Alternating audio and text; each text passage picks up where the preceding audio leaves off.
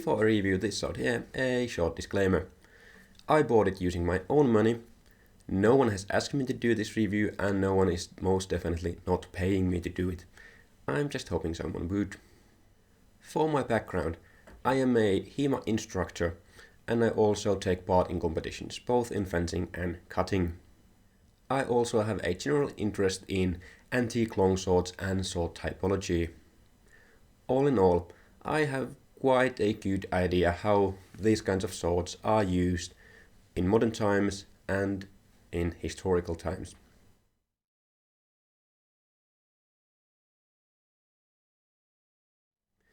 This sword is the Albion Ringek. It is part of Albion's next generation line. That means that this is not a reproduction of a specific antique longsword, instead it is made to represent the generic category of a longsword. In this case that is the 15A type longswords. As I said, this is the Albion Ringek. It gets its name from the 15th century German longsword master Sigmund ein Ringek. His manuscript is one of the most important manuscripts in the German longsword tradition, based on the Zettel of Johannes Lichtenauer. Then let's get to the specs of this sword. So you can see the numbers somewhere here on the screen, but just shortly about them. Let's start with the price. So this is $880, which makes it the cheapest longsword in the Albion's next generation line. There are a couple of other longswords which also cost $880, but as far as I can remember, you can get nothing cheaper in the next generation line, at least for longswords. Then about the other numbers. So you can see the specs from the Albion website, then the measurements of mine, and then the difference in percentage. In this price category, which is basically roughly $1,000, I presume to have the difference under 2%. And as you can see, this passes with flying colors. Everything is under 2%. When it comes to more expensive swords, so let's say $2,000 and up, I generally want the difference to be 1% or under. And if you take a look at the specs of this sword, you can actually see that mostly the differences are under 1%. So this is really good in this price category. With the specs out of the way, let's take a closer look at this sword.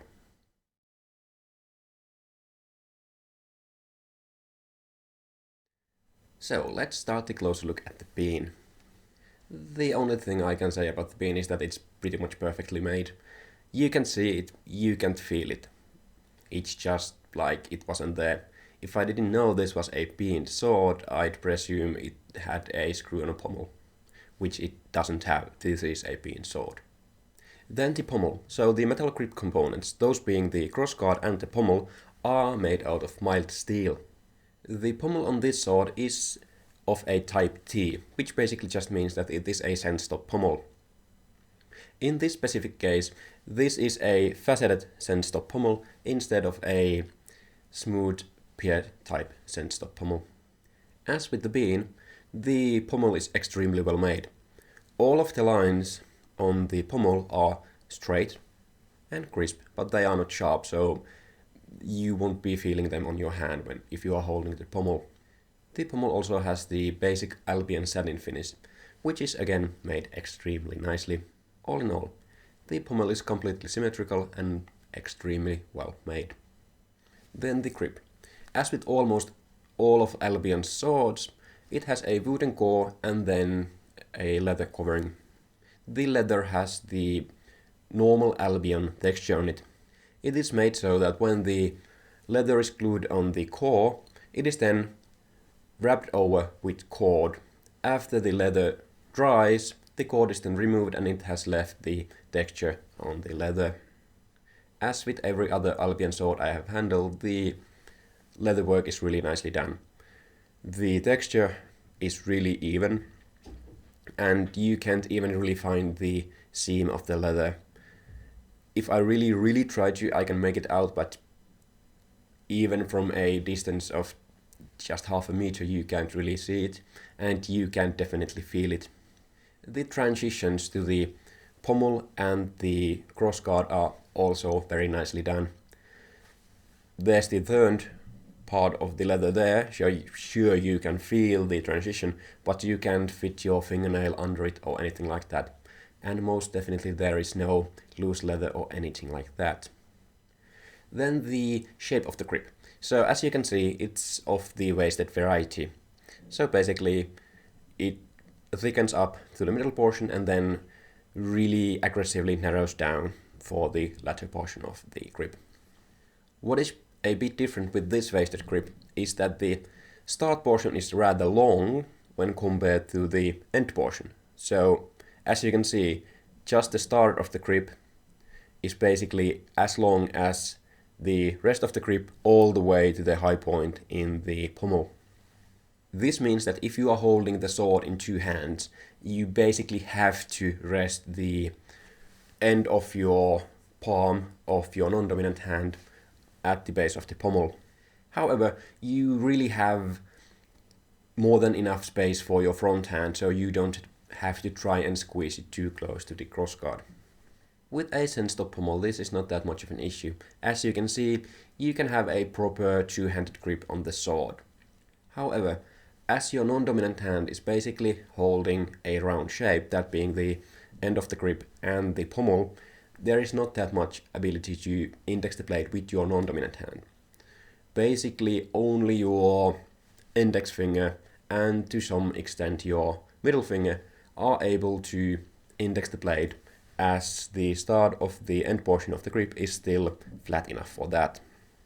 From that we get to the shape of the grip. So it starts as a rather flat oval shape, and then after the waist it starts to narrow down and then turns to basically completely round near the middle of the latter part of the grip. Even though I said that you are not able to index the blade that much with your non-dominant hand, your dominant hand is still able to do it extremely well, so it's not really that big of an issue. More about how this affects the handling of the sword in the handling section of this review. Then the crossguard. So as already said, it is made out of mild steel. It's a Type 6 crossguard, so it is rather narrow at the middle portion and then it flares out towards the tips. It also curves slightly. And at the middle it's rather thick and then it thins down towards the ends. As with the pommel, it has the basic Albion satin finish, which is once again nicely made. No scratches or any other marks. The crossguard is completely symmetrical. The lines are crisp and straight, but not sharp. Again, per Albion's basic quality, the transition to the blade is extremely well made. It's not the best I've seen, but it's really, really tight. Then let's move to the blade itself. As said, it is a Type 15A, and it is very far in the thrust-centric end of that spectrum. Firstly, the manufacturing perspective. The blade is straight, it doesn't bend or twist in any direction, and the midrib is completely straight and at the middle of the blade. The blade has the Albion satin finish, and once again, it is nice and even. There are no scratches or anything like that on the blade. The sword also came from the factory rather sharp, so this is what I call Albion sharp, as that's what basically all of the blades come in, at least those I have handled. What this means is that it's not shaving sharp, but it's rather sharp, so it cuts paper easily and it doesn't tear or anything like that. It's also evenly sharp from the start of the blade all the way to the tip. What is nice with Albion's sharpening is that the edge profile is really, really nice, and even though the edge itself is not quite fine enough to shave your arm hair, it's really fast to actually sharpen the sword to be a shaving sharp if you know what you are doing. Basically, if you have a belt grinder of some kind and know what you are doing, it's going to just take a couple of minutes. Even using stones, it's only going to take you less than an hour to do both sides of the blade. Then to the shape and form of the actual blade. So as said, this is a very thrust-centric 15A. What that means is that this is a flattened diamond section which tapers extremely aggressively to a reinforced point. The blade has both profile and distal taper. As you can see from the footage, the profile taper is rather aggressive, and it's also basically completely linear from the base of the blade all the way to the point. The same goes for the distal taper. So the blade starts rather thick and then it linearly tapers to the point. Though I have to mention that the point itself is reinforced, so it actually thickens up for the last centimeter or two to make a more robust and durable point. As this is a very thrust-centric sword, that is of course good for the durability of the blade when thrusting to hard targets. As the blade is rather thick and it has the prominent midrib, it is also rather stiff. There is some flexibility to the blade, as basically every blade has,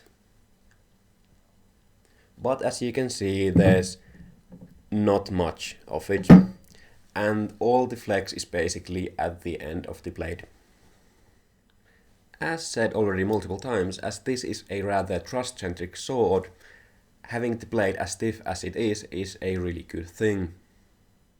I'll be talking more about this in the cutting section of this video.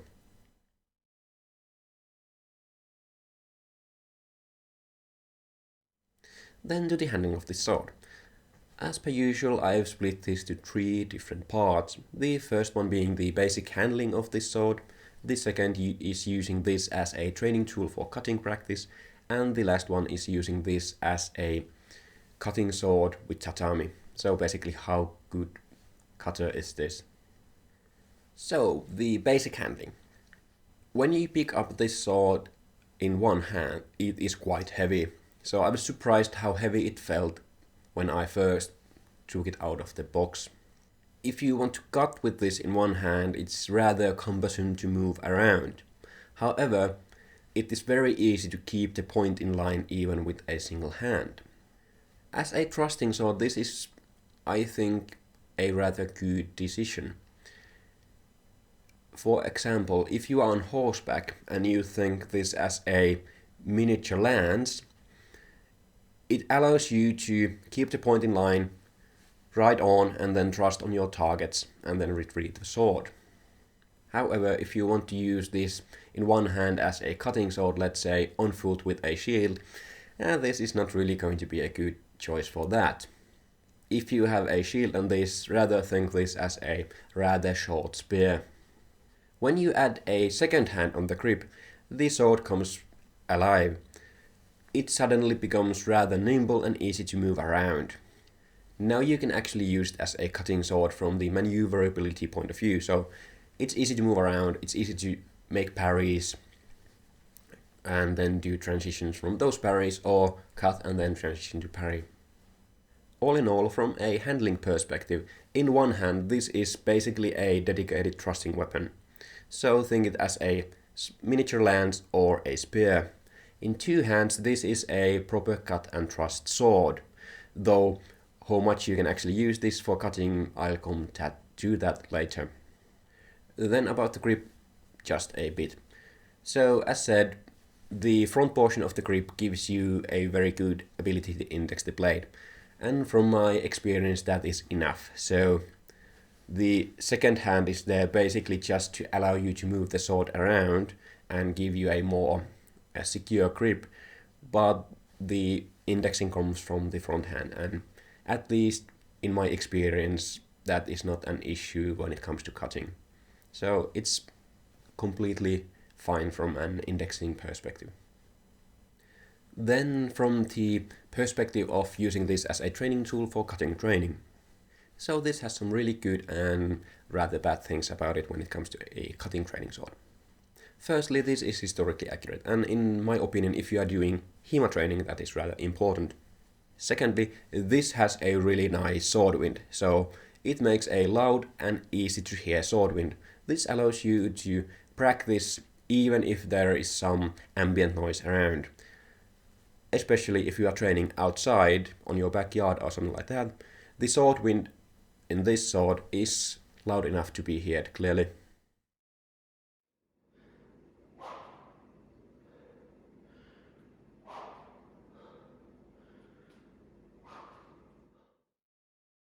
The issues of using this for cutting training is that this is rather thrust-centric, so I would recommend to have a more cutting-centric or more of a compromise cutting and thrusting blade for cutting training.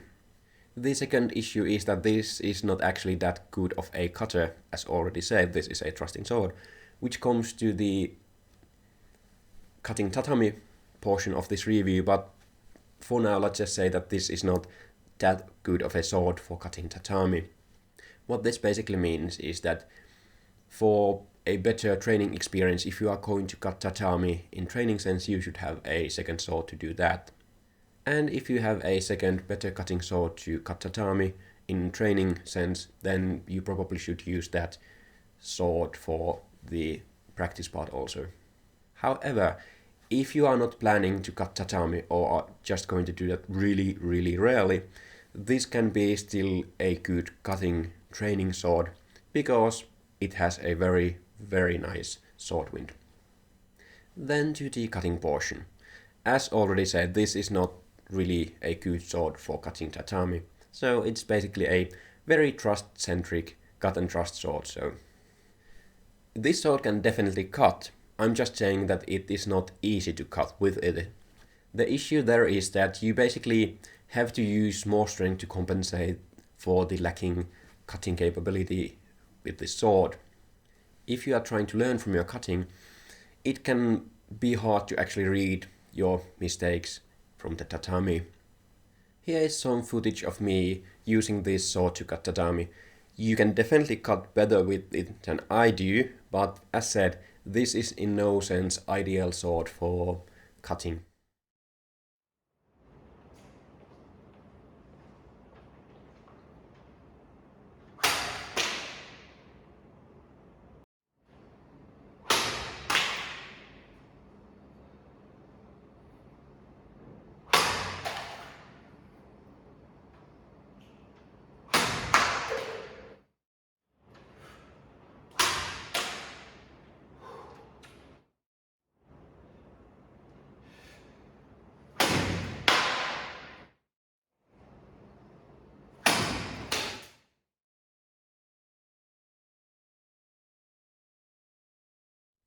Then to the purchase experience and customer support and such things. I'll keep this portion rather short as I've already gone through the same things in the previous Albion sword reviews and I have not purchased new swords from Albion since then, so I'm just going through the same experience. For example, go and see my Albion Earl review for a more detailed discussion. So, packaging and shipping. All Albion swords are packaged and shipped really nicely, so there's basically no chance that the sword is going to break during transit. Albion's customer service is top-notch. They answer your emails really quickly and are happy to help. Purchasing from Albion is easy, and the only thing that I think they are missing is the ability to use a properly secured and authenticated payment service. All in all, I think that whole purchase experience from ordering your sword all the way to receiving it is nice.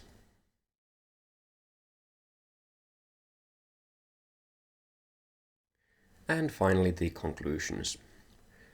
So, is this worth the price and should you order one? So let's start with the price. Is this worth the $880 plus shipping and in case you live outside US, the taxes? I think so. As already said, this is pretty much the cheapest sword you can get from the next generation line, at least in the longswords. That doesn't mean that this is made to any lower standard than the other next generation swords or even the museum line swords. So I've handled and even own some of the more expensive swords. The around $1,300 next generation line swords and my precious banana from the museum line, which is over $2,000. This is made just as well as those are. So from that perspective, this is absolutely worth the money they are asking for. Then should you buy one? Well, as basically always, it depends what you are going to use this for. If you are a collector, basically, if you think this looks nice, get one. If you don't, well, don't. As a collector, it is nice to know that Albions tend to keep their value rather well. If you are thinking of buying this as a training sword, well, maybe.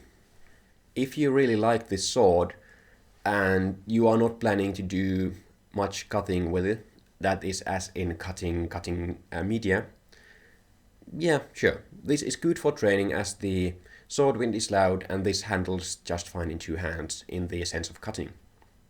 However, if you're also planning to use this to cut tatami, then I don't think you should get this one. Get something else. In the same price category, I think the Albion Cressy is the go-to sword for a training sword. Also, if you want a trust-centric Type 15, this is a really good example of those, so go for it. If you are planning to buy a sword specifically for cutting, it can be for HEMA tournaments or just for backyard cutting, this is not a sword for you. Think this more as a trusting sword than a cutting sword, so don't get this one. Get something else. For competition, something like Albion Principe or Alexandria is a way better option. If you want to do backyard cutting from the swords I've handled, the Albion Earl would be a great choice, as it can take a beating. So that was my review of the Albion Ringek. If you have this sword or some other swords from Albion, or Type 15s from other manufacturers, please go in the comment section and tell me about your experiences with them. If you are like me and like sword reviews, cutting related videos and other HEMA stuff, remember to subscribe to the channel. See you next time.